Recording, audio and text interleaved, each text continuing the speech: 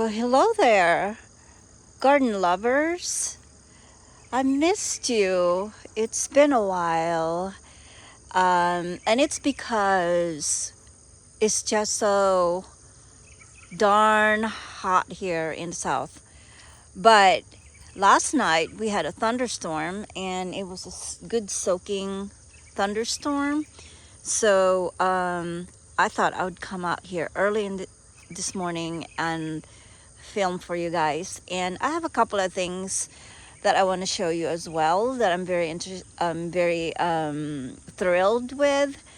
And so we are starting today in the tea garden, and the tea garden is going to be revamped because I actually planted some things in here that are purely ornamental or is for aesthetic reason. And one of them is this Rudbeckia, the new Rudbeckia varieties. I've really gotten hooked, and so when I went to Ohio, I actually went to a mail order catalog and got some because it's kind of hard to find at the moment. Well, it's slowly trickling in, but last year I got a little taste and then I couldn't see anymore. So, so this cappuccino, Rebecca, and I think that one is a part of the Cherokee series, which is Cherokee series is like a combination of different hues. That's one of them, and I think one of them is like this climbing black-eyed Susan, which is a black-eyed Susan. So it's sort of some of the color of the Cherokee sunset is that color, and it's so pretty. But of course, I don't have a big clump yet for that guy. Is because I literally just planted it in like towards the end of June, so that's why they're still small. And there's the the very reason why I have a tea garden is that tea camellia there, that I got from another mail order. Because no, I actually got that from Lowe's. It's sort of like I manifested um, a tea camellia, and then one morning I went to Lowe's and there it was. I actually wasn't going to start the tea garden until I was gonna go to camellia forest in North Carolina, and I was gonna see how they're growing them, how they're harvesting them, and just get a lesson. Oh, hold on. The Cherokee sunset, the new flower at the bottom over there, you can see it's sort of like a different color than the ones on the top. But anyway, so like I said, I went to Lowe's and then boom, there it is, and you couldn't miss it either because they kind of advertised it and kind of in a very bold way. Like you couldn't miss it. There was like the tag looked like a teapot, and so it just jumped right at me, and I'm like, well, I guess I'll start the tea garden. And of course, as with starting a garden, you kind of want to fill it up to sort of suppress the weeds and kind of cool the roots of your star plants. So that's why I'm putting a lot of things in here. But I'm trying really to make this all edible garden, whether it's for tea or for consumption, like salad or decoration for a salad or a cake or something like that. Some edible plants. And as a matter of fact, speaking of edibles, you see that yellow flower? That's actually a bittermelon, which is a superfood.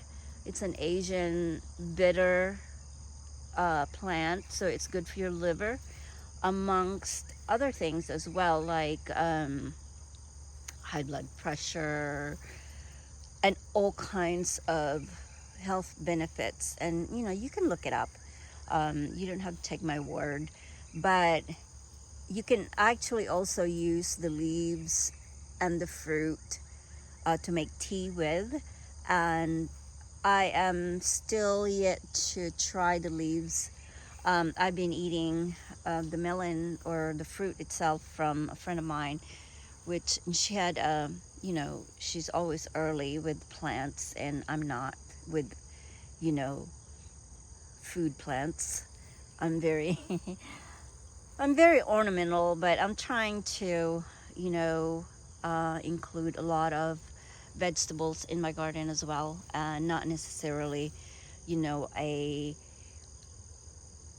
you know, just for vegetables. I want to combine it with the flowers because they're beautiful. Like blueberries, they're very beautiful, especially in the fall, the color of the leaves. So, you know, so that's another incentive or reason to grow them together. But like I said, this black-eyed Susan vine, I don't know why I haven't. This is the first time I've grown them. So let me show you the base.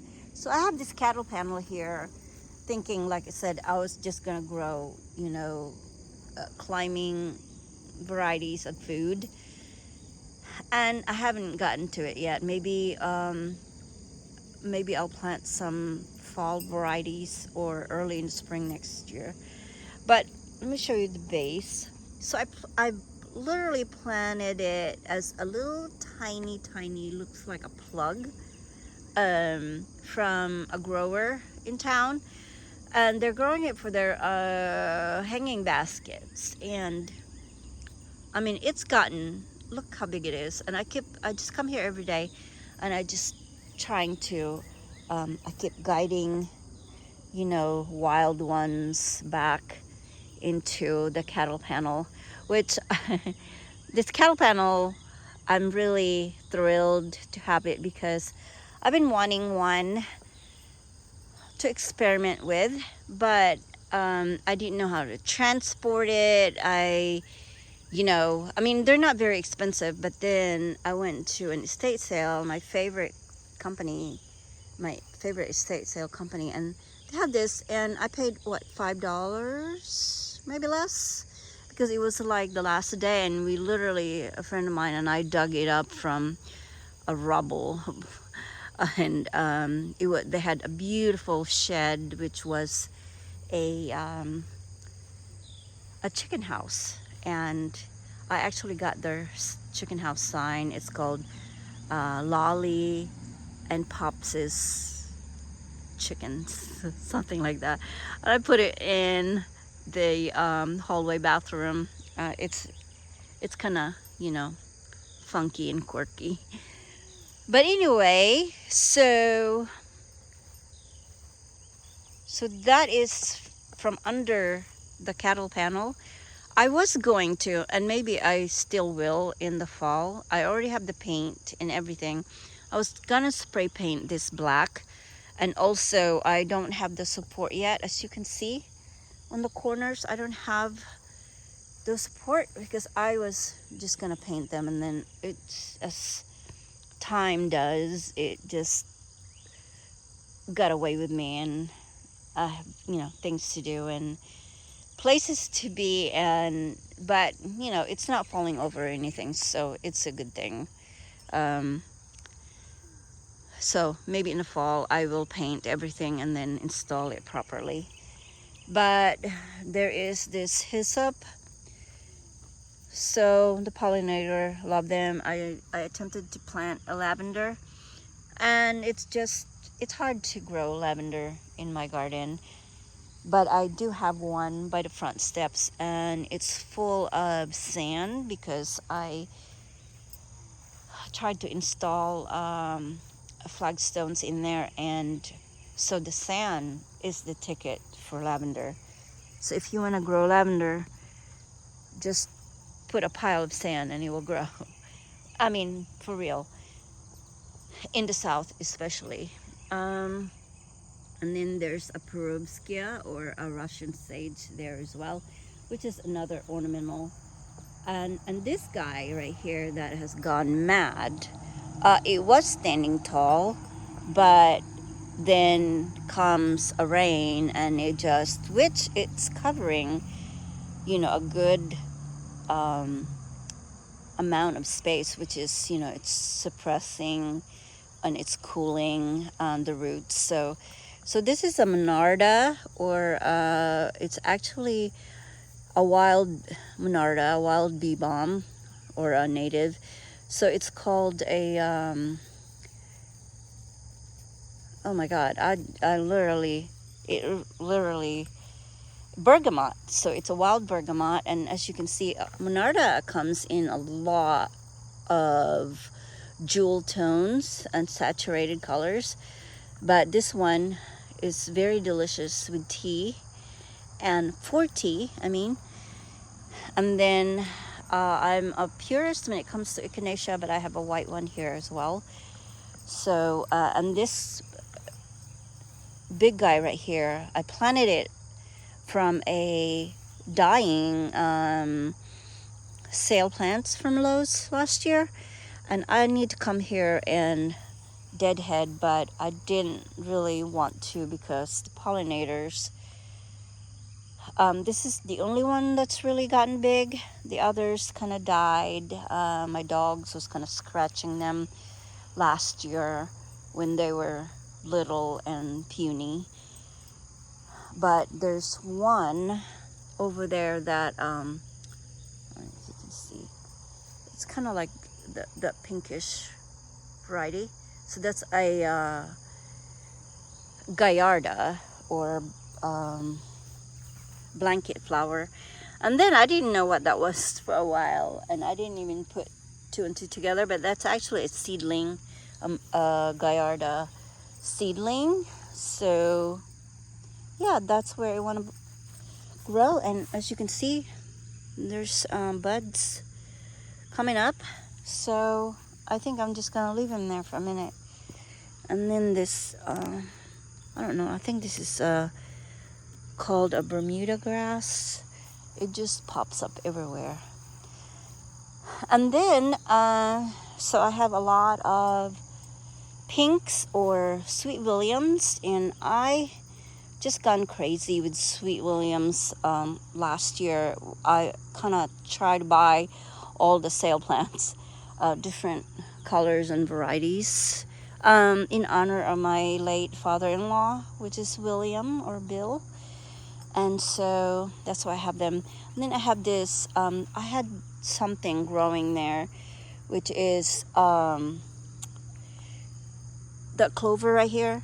It was growing there, and so that's why it's empty. They kind of die back in the heat, and so I think I'm gonna try to find something short to plant there in a couple of days. I do need to go to a doctor's appointment tomorrow, so I think I'm gonna stop by from a nurse, you know, a couple of nurseries that it's a little, you know, 30-minute drive from my house, so I don't go there all the time.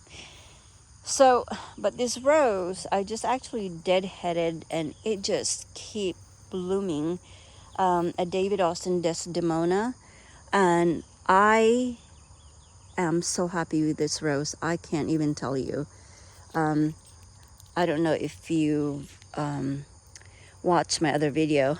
In the other videos, I keep going on. And look, like I just deadheaded them the other day, like I said. And so now I have to deadhead again, and then there's new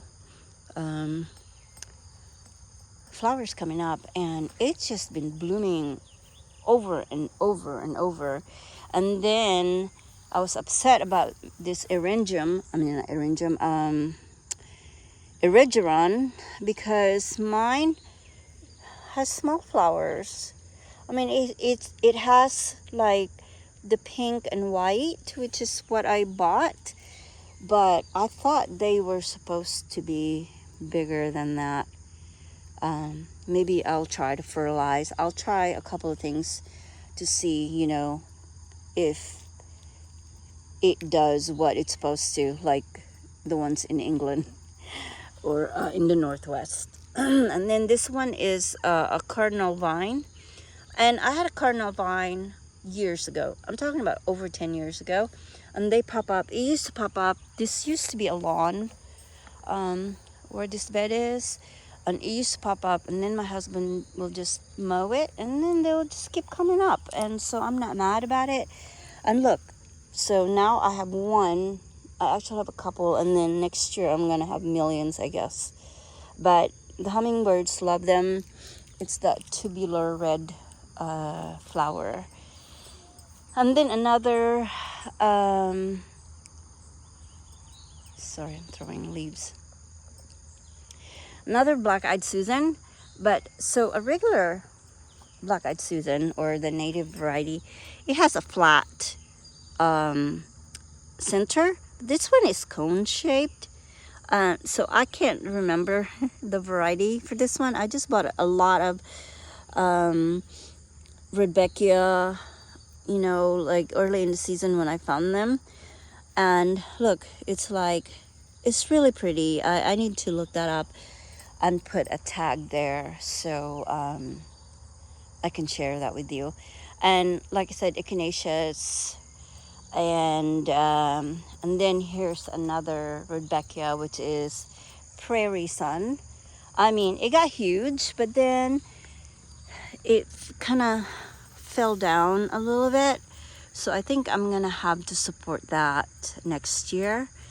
And then this is Roseanne hardy geranium. It was huge. It was wide when it was blooming, and then you did head, and then it kind of shrink up a little bit. It has, the reason why it looks big when it was blooming is because it has long tendrils where the blooms kind of are coming out from. And then this is an aster, like I said. I'm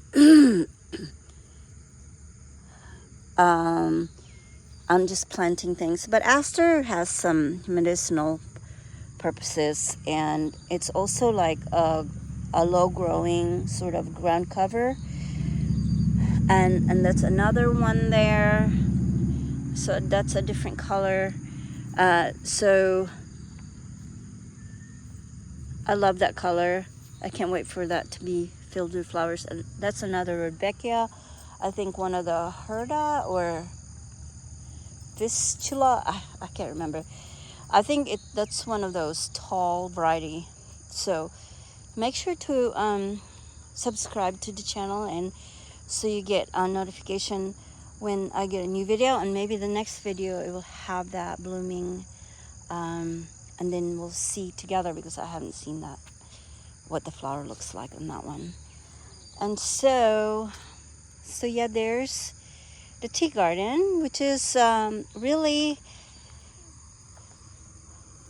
Oh, and so before we leave, I tried to underplant the roses, or anywhere, well, the roses especially, with thyme. So I have different thymes. This is just a regular lemony thyme, and they're good for tea as well. And they have this little cute little blooms, which when this fully blooming, it will just be a mound of sort of soft lavender looking tiny blooms. So yeah, and so adjacent to the tea garden is the butterfly garden. In the butterfly garden, you try to have a variety of plants that is serving a purpose. So the little grasses are kind of like hiding places. This is another herb. This is called American germander, and the blooms were beautiful. Um, unfortunately, it's done blooming. I'll show you when it's done blooming. It looks just like one of the agastache. When they're done blooming, they make this, you know, nondescript, not too pretty seed heads. But so I just plant, all kinds of things. Mostly in this circle right here is a little shady because of the dogwood, and so I have shade plants here, hostas and eucharas. This euchara right here is called Midnight Rose. It looks like it was hot. That's why it looks like that. But let me see if I can get you a good leaf. But it looks like the constellation. It has blotches on a dark leaf. Oops. And then of course, like I said, when it gets stressed out, it looks like that, tattered and not so pretty, but it will recover. And this hosta right there, I think it's a guacamole, was late to emerge in the spring. That's why it's small. I fertilized it yesterday actually, which is a good thing because it rained. And then I have this coleus, it has small leaves. I love this guy. The dark and the pink serrated edges. It's so beautiful, and I think I'm gonna try to propagate it. It's easy to propagate coleus. You just stick it in water. So I'm gonna do that in winter, so I can maybe grow in soil in the winter in the house. So I have some ready next spring. And then I tried to plant Alchemilla mollis, or what is this guy go? I always call it Alchemilla mollis, but it's not liking it there. I think it's too hot in the afternoon, but I already knew that, but I thought I would try again anyway. So that's why I paid money actually for that, and look what it's doing. Maybe next year it will recover. And then so I guess I'll show you on the other side. But on this side I have the phlox just got done blooming, which the butterflies and pollinators loved. This one I just planted yesterday. I was gonna plant it. I have a designated monarch way station garden, but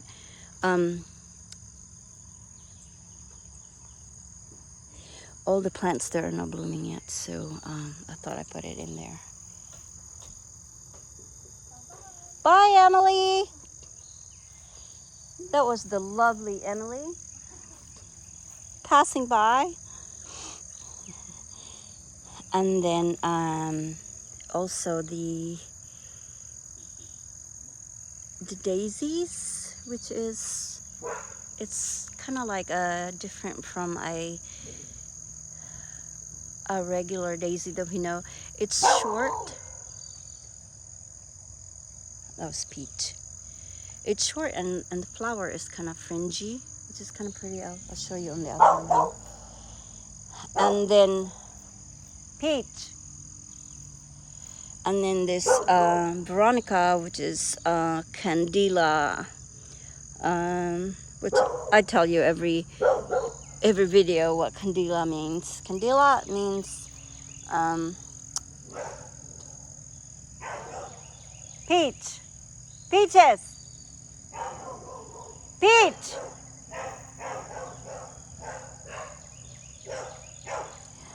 It means candles in English. So Candela is Spanish, and I don't know if it's really that or they just meant something else. But That's what it's called, Candila pink.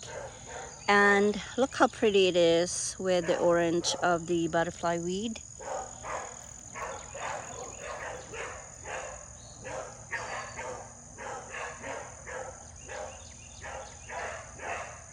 Emily is my son's girlfriend, and she's trying to leave and they won't let her leave. And then this zinnia right here is a volunteer from last year. And then, oh, here's the daisy. See how it's kind of fringy edges instead of just kind of rounded.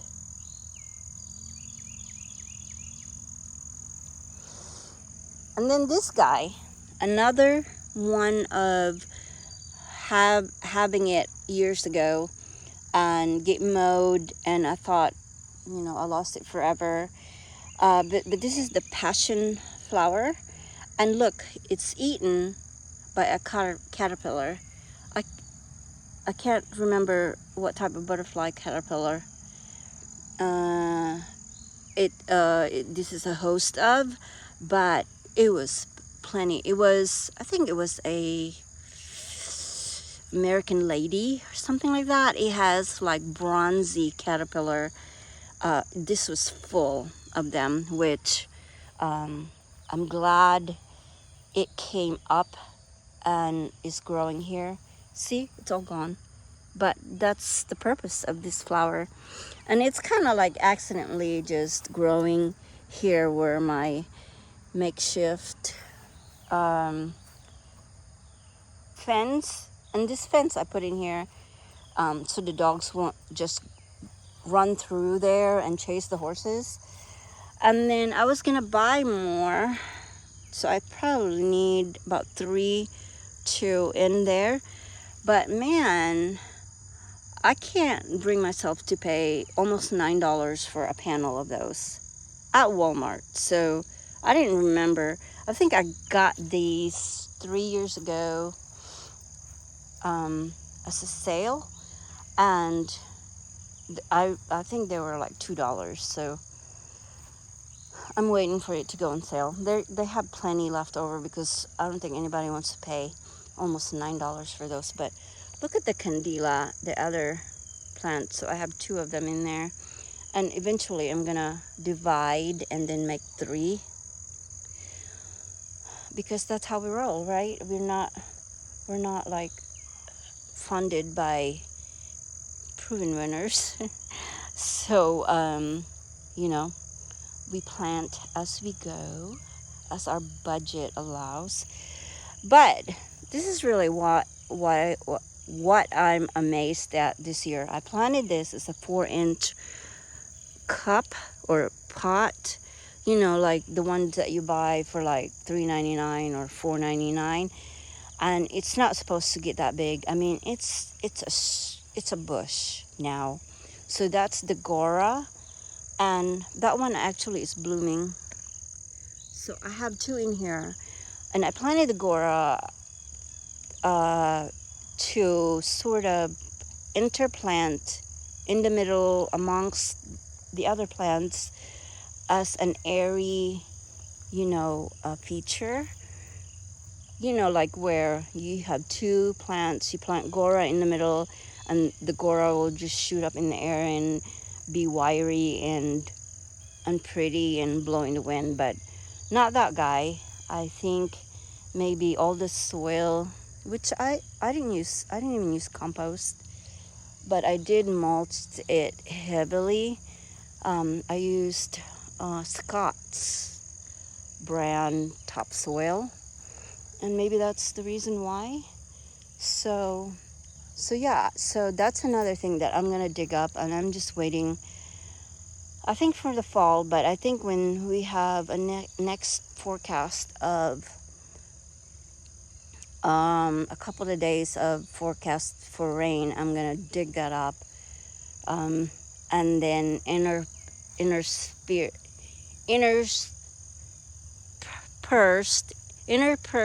I can't even say things today. in the monarch garden. So because that can't live there, I need more plants there for the butterflies. And thank goodness, something peeking through from behind is the butterfly bush, which I'll show you when I go around. And for the meantime, I'm trying this out to see how it looks as a gate. So this is actually an antique iron bed. I mean, if there was a way to find all the stuff that goes with it to make it into a bed, I would. I mean, it's beautiful. I even love this color.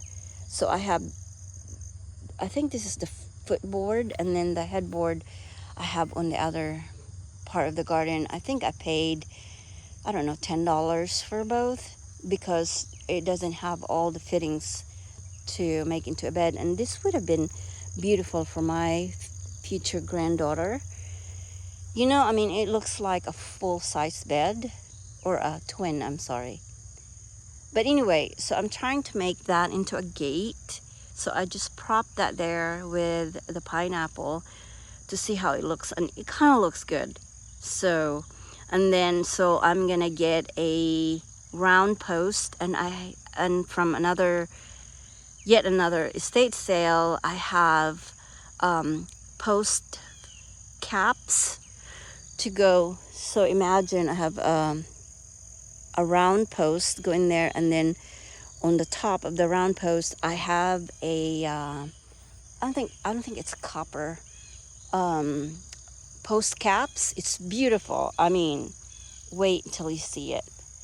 Oh, here's the topsoil I was planting yesterday, and I literally was planting in the downpour, and that's why that soil is still there.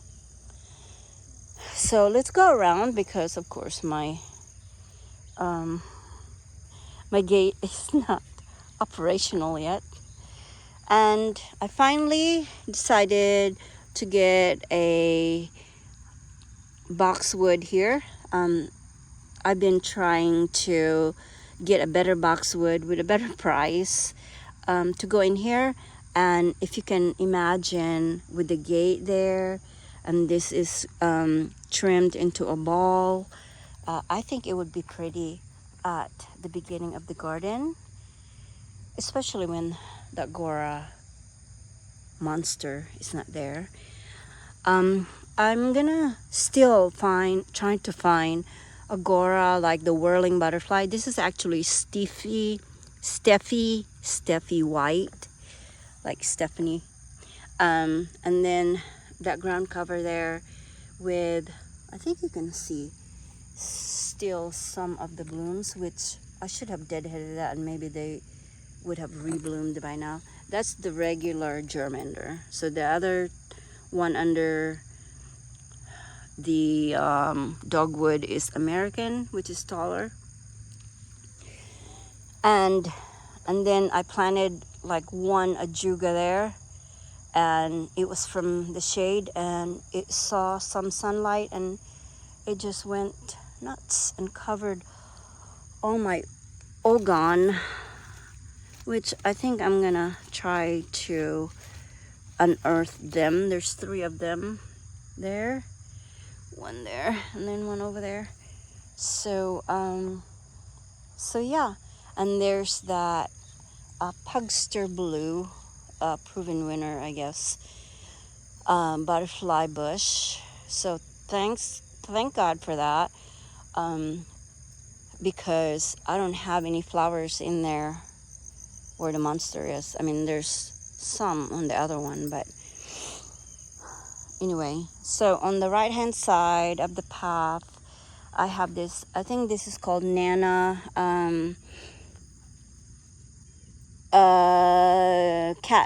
catnip nipida. So it's not, I have a 6 Hills Giant, and it's gigantic. So this is obviously a new cultivar that is meant to be roundish and small, like a nice ground cover. And then I have this buddleia or butterfly bush that is kind of yellow with, I mean, look at this, yellow and this dark purple. So I guess you know what I'll be doing today, deadheading. So because it doesn't look too nice against the yellow, the the spent blooms. I mean, it's easy to pinch with your thumbs too, so you don't need. So but I just haven't been here because of the propped up gate.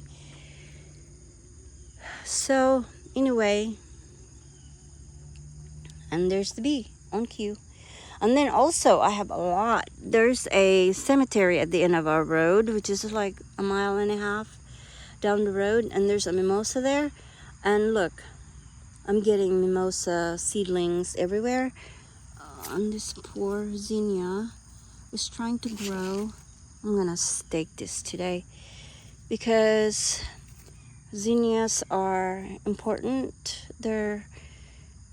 And I don't have too many. So last year I bought, I think 2 packs, maybe just 1 pack of Queenie zinnias. This is now going over this particular bloom, but see how the edges is kind of greenish and pink in the middle. So that's the Queenie variety, and I don't think all of them germinated. So, but I do have like there. I don't know if that's a volunteer from last year, but I guess we'll find out. And then this grass. I mean, I tell the story all the time, but I just stuck it in there. Didn't know how big it was going to get because you know how you kind of lose track and you just get blinded by what you see in front of you. So this was eaten when I bought it, and it was actually from Lowe's sale rack. So I didn't pay very much for it, and it got eaten. So I put it right there where my other thrifted containers are, and then the horses just stuck their head in between the panels and ate it like almost to nothing. And then I just stuck it in the ground, and look. So, but anyway, another giant, which I'm not mad about. So everything by accident, happy accidents. And so this one is not better boxwood, but it's getting growth. I got it from Walmart. I think it was like wintergreen. And I also am planning, let me see if I can show you from this angle. So I want to make this a ball topiary in there, and I can keep it small because the area is a little small, and I don't want it to impede in the path. And here's of course, pine seedling, and then of course the sweet Francis rose. It was blooming profusely before we got really hot, and actually was doing really well with the black spot. We're always going to have black spots in the garden because we live in the south and it's very muggy, but it was doing well until I think it was just stressed out from having no water. I mean, watering with our very harsh climate, it doesn't even do anything. Like, you water for an hour and it just water like the top inch. And so yeah, another favorite of mine is the Liatris. It's because I like them slender and tall like that, where you can just plant it under things and it will just come out and looks like, it's a part of something when it's really just a Liatris. So as a matter of fact, there's one in there and that I cut back after they bloom. Unfortunately, they bloom very early, and then the butterfly in my garden can't even take advantage of it because, I mean, the bees can because the bees are early, but They're very beautiful and statuesque, you know, a good structure for the garden. And here's the other monster. And the rain, it was growing just like, see, another reason why I have to just divide this or take it out. The rain last night, but it's pretty, but it's in the wrong place. So what do you think? But like I said, everything is liking. This used to be a really, really bad soil area, but I'm using a no dig, so I just piled up a bunch of topsoil, not even compost. And look at this echinacea compared to the other echinaceas in the garden. I mean, it's really big, and I know everybody's echinacea is bigger than mine, but it's because I usually don't fertilize. My philosophy when I start gardening is if they don't survive in my garden, they don't belong in my garden. But you know, it's like the being in the wild, you know, it's survival of the fittest, or take care of each other, you know, each other's neighbor. But that one has gotten really big, and which is great because right now that's all the pollinators have, because of the gigantic little guys turn into a monster. And then this guy right here with the dainty yellow, you see the yellow flowers? They look like, which is probably, I need to look that up, in the same family as the St. John's wort. So this is a St. Andrew's cross. So if you can tell, but I think this is this is actually probably a St. John's wort of some sort, but or it's in the same family. But I got it from a native plant seller somewhere in the Atlanta area. So, and then I have my struggling dahlia, which is from last year, and it just grew there. I didn't dig it up. And I had some dahlias in here as well, because dahlias in the south, they need some shade. So they have a little shade here, but I don't know. Something happened with all the rain in the spring and then the sudden heat wave, which was like a death penalty from all the rain they got. So it's so sad. But anyway, I have this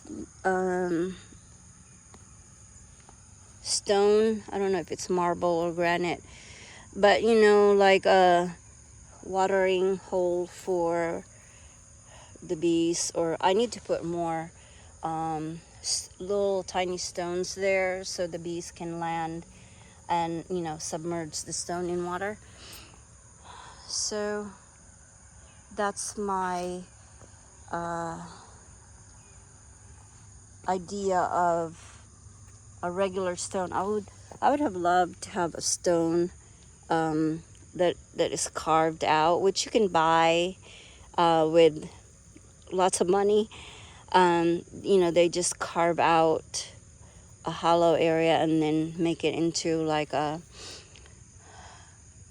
bird bath or a watering thing. So so we came back full circle. So let's go around and see the hydrangea, because really that's all there is right now because of the heat. So this is the sunny border, and I was actually watering yesterday, and then downpour. My hair is kind of soft from the rain yesterday. And look, this is my problem area, which in the fall or before winter, I'm gonna have to dig everything up in here because of that grass, that invasive grass. So I'm not even looking at this area right now. I'll just turn a blind eye because it's so, I'm dreading it because it's so hard to eliminate that grass. So, but I let that sumac grow. I guess I missed all the heat. Really, it messed up a lot of things. The flower was beautiful, and then it just like in one day turned into that. But in the fall, that sumac will turn bright red, beautiful. So I'm gonna leave that there. And I got that idea from what famous garden is that in New York? They leave a sumac on purpose somewhere for the autumn show. And so, you know, I don't have to leave that there forever because, as you know, sumac will get big or it will get clumpy. So, but this year maybe I'll see, and then I take that out because I actually need to plant another, maybe behind it on the other side of it, another sweet bay magnolia. Just to hold on 1 second, let me show you. There's a bay magnolia there that I just planted, and I thought it wasn't gonna make it. So it's gonna be like an airy, not like a dense tree like that. As you can see, the spacing of the leaves, and it doesn't get too tall, probably about 8 to 10 feet. So you can imagine it to be that tall. And so there's the gate, it's that there, and I need to plant another one sort of over there. Maybe not, but that's just what I was thinking. But I have to tackle that, clean that area first before I even will know what to do there. And but look at this humongous limelight, and it's kind of droopy because of all the rain. And I tried to, oh, I can smell it. I don't know if that's that or it's just a faint smell. Oh, it's full of rain. And so that, and then I have another one on the other side, but it didn't grow as big. Like I said, I never fertilize. I mean, look how big that I get without fertilizer. But the other one is just under this very tall pine tree. So all the roots and the rocks in there. So the other one is not getting too big yet. And plus it was smaller when I planted it, smaller than that one. And so, and then my Mother's Day tree, which is the cedar. I don't know if you can see it, but yeah, I need to work on this garden bed. There's a lot of shrub-like or shrub-like plantings there. I need to edit them and rethink this whole bed, because look, I'm waiting for the zinnias and other things like that autumn joy sedum, and then relying on leaves, but that's still small, that abelia there. So what I'm saying is there's no color except for which after a rain everything just glows. So the stockies or the lamb's ears, I don't know if that comes out. When I'm looking at it in person, it's bright and glowy because it's after the rain, and it's kind of saving that space right there because there's nothing there. But I have soon that little guy right there is a pineapple sage, which it will have red tubular flowers that the hummingbirds love. And then in the middle here, which they're not, I deadheaded these guys, which is the Verbena bonariensis. So they were taller, but I cut it down to make them reflush. And so if we go under the arbor, which I need to do some, finish up this path here. I just put this chair there because I was moving things around, and I was actually standing on it when I was trying out a different chandelier to hang in there. I found a smaller one because this was kind of taller, and the tall people kind of hit their head when they go there. But and then I found this one, which it's similarly made. There's the ivy leaves, but it only has, it's very short with 4 candle holders. And this one is very tall, like I said, the ivy leaves. But that is so beautiful. I've had it for years from at the back of a outside of a antique store in Cartersville, and it was just hanging in the back. And but anyway, I have to put it back because look how colorful this is compared to that one. I mean, I guess I can remedy that, but it's green, but it's just the whole thing is, this is white and that is just black. So anyway, so come around and you get to love on the limelight as you go under. I have some plants that went into dormancy in there. Oh, but not the wisteria. See, a little rain and a wisteria grow. So don't plant wisteria, like I say it all the time. But then, let me back up. Oh my God. They were not here yesterday. See the wisteria growth? But let me show you this Japanese maple and peaches amongst the oat grass. The oat grasses are so pretty. And then the Poquito orange agastache in there. And then look at this, like I said, I'm using thyme as ground cover, and it looks like it's blooming, isn't it? But it's just a variegated, so the variegation kind of jump, especially after the rain, and it's beautiful. And but in the background is a patch of wildflowers, which, you know, they're flowers too.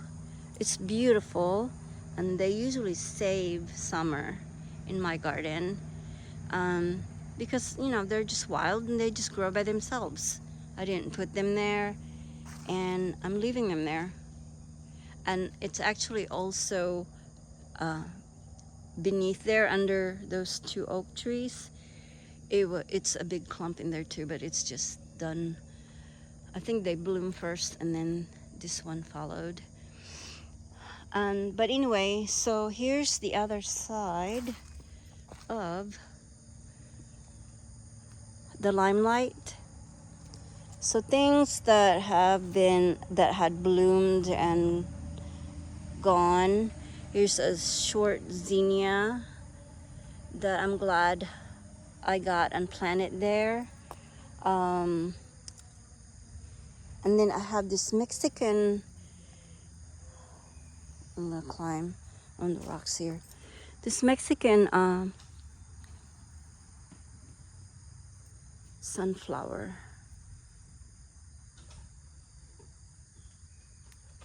You can't see very well.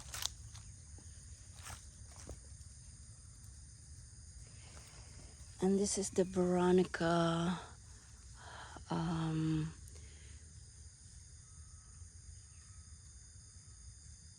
I always call it Palace Purple. but it's called Royal Candles.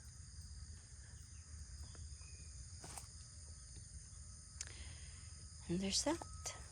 And I've deadheaded them. That's why they're having new blooms coming back. So, and there's the hydrangea, which I fertilized the heck out of it last night before the rain. So hopefully it will catch up with that one and be beautiful. I'm trying to make that maybe into a tree as well, because I used to have a little rose of Sharon where that stump is, and it fell down. It's a softwood, a big shrub, so it was beautiful. It was sort of cascading over, and I usually get this shot there, and the rose of Sharon will be there, and it was so beautiful, and I was so sad that it's no longer there. But you know, what can you do? Plants just do their own thing, and then you just have to go with it, go with the punches, right?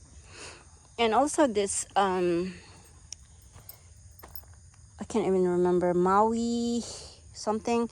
I think I planted it in the shade in that pot last year, and it didn't come back. In the shade, this makes a lot of colors like purple and pink, but it's just green in the sun, and it's making a lot of babies. But see, a lot of babies, but it's not as colorful, so maybe I'll move that next year. And I also acquired, when I went to Ohio, I got a lot of things from Ohio. Ohio is great for plants that I don't find here. So this grass, I forgot to put the tags in here, so I will do that. So next time you will know. So I think this is like native grass. I just love, instead of the typical, it's just this guy. And then the other one is this, which is a regular grass. And then this Lamandra, it's supposed to get big, but it's not getting big. But I think it's been eaten as well. So everybody's waking up, so I need to end this video here. I have this cage here, caging this little guy, like I said, from a mail order catalog. It's a Boom Chocolata geranium, and it's so small. I hope it will rebound and make it, because it's Boom Chocolata, and this big mushroom is growing there. But anyway, I just covered it with this so the dogs won't trample it. And then there's another hardy geranium, so when all these grasses will grow wider, the geranium will be in the middle and kind of just hang out underneath. And there's another pretty mushroom. But anyway, so yeah, so here's my other butterfly weeds, and they're not blooming. I don't know why. And here's the other jewel colored monarda. They're not supposed to bloom until the fall, but I'm not mad at it. And this is another tall monarda, which is the wild bergamot. And then here's my proven winner bloomables. I think what is it called? The line. But this is a lilac. See if I can remember the name. It's a scent something lilac, and it's supposed to be the best lilac because it's the blue, and so the scent of the blue is is supposed to be unbeatable. But look at this old bloom of the echinacea. It's actually pretty. And then I have that hosta gave another Instagram gardener sent me that, and I think that's one of the cross of two hostas in her garden. She has a beautiful hosta garden, and I think her handle is Painted Leaf Hosta. You should check her out in Instagram. She has a beautiful garden, and she sent me a seedling, so I'm just letting it hang out there, and then I'll plant it soon enough somewhere, and I'm actually naming it in honor of her. So her name is Lana, so I'm gonna call it Lana Hosta. And then there's two ligustrum, sunshine ligustrum, and they're doing okay considering all the heat. So, but anyway, nothing to see there. Everything is bad there. So I'm just gonna end this video after the truck passes by. You know, I live in the country, and then that's what I get. So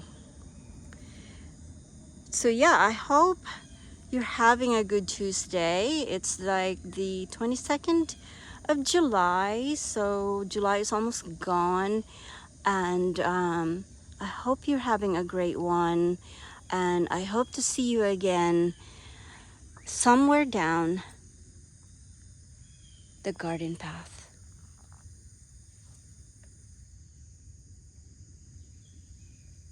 Bye.